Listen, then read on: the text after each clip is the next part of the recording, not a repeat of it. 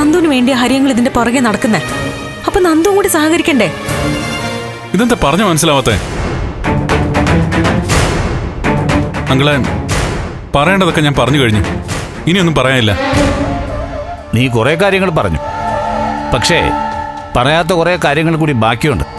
ഇനി അത് പറയണോ? ഇനി എന്ത് പറയാനാ? എന്നാ ഒരു കാര്യം ചെയ്യ്, നീ പെട്ടെന്ന് റെഡിയാവ്. ഞാനും ദേവികയും കൂടി വരാം. നമുക്കൊരു സ്ഥലം വരെ പോകണം. എവിടേക്ക്? ഋഷിയെ നീ കുഴിച്ചിട്ടു എന്ന് പറയുന്ന സ്ഥലമുണ്ടല്ലോ, അങ്ങോട്ട് പോകുന്നു.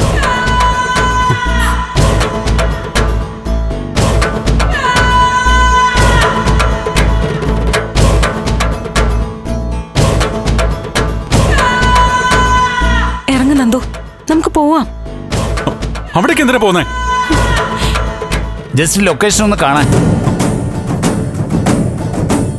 കുറ്റം ചെയ്തവരെ തെളിവെടുപ്പിന് കൊണ്ടുപോകും. കുറ്റകൃത്യവുമായിട്ട് ബന്ധപ്പെട്ട സ്ഥലങ്ങളിലൊക്കെ പ്രതിയായിട്ട് പോകും.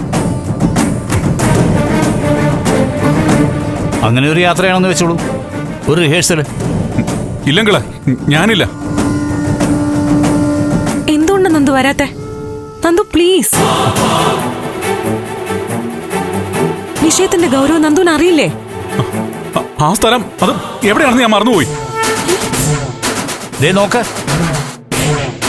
നിന്നേക്കാൾ വലിയ വേദനമാരെ കണ്ടിട്ടുള്ളവനായി ഞാൻ. എന്നോട് നിന്റെ അഭ്യാസം ഒന്നും ഇറക്കണ്ട. അങ്ങളെ, ഞാൻ ആ സ്ഥലം സത്യമായിട്ട് മറന്നുപോയി. നന്ദു, അച്ഛനും അമ്മയും വളരെ പ്രതീക്ഷയോടെയാ മുറിയിൽ കാത്തിരിക്കുന്നേ. ഞങ്ങൾ മാത്രമായി നന്ദുവിനോട് സംസാരിച്ച് ചില കാര്യങ്ങൾ അറിയാനുണ്ടെന്ന് പറഞ്ഞിട്ടാ ഹരിയങ്ങളും ഞാനും സ്വകാര്യമായി സംസാരിക്കുന്നത്. ദയവായി ഒന്ന് സഹകരിക്കേ. നമുക്ക് ആ ലൊക്കേഷൻ ഒന്ന് പോയി കാണാം. ഞാൻ കുറ്റം ഏറ്റെന്ന് പറഞ്ഞില്ലേ? എന്നെ ഒന്ന് വെറുതെ വിടാവോ?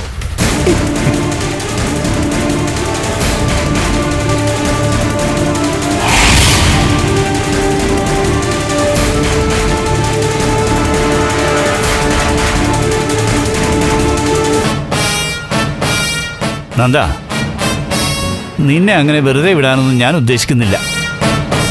ഒച്ചയുണ്ടാക്കലും ബഹളം വെക്കലും ഒക്കെ അതങ്ങ് കയ്യിൽ വെച്ചാൽ മതി.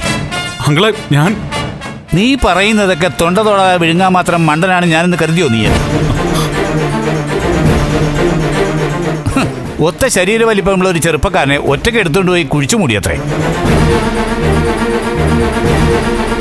നീ ആരോടാ ഇതൊക്കെ ഈ പറയുന്നേ? നിനക്ക് പുറത്തു നിന്ന് സഹായം കിട്ടുന്നുണ്ട്, അതുറപ്പാ. അങ്ങളെ, ആവശ്യമില്ലാത്ത വെറുതെ ഓരോന്ന് സങ്കല്പിച്ചുണ്ടാക്കല്ലേ.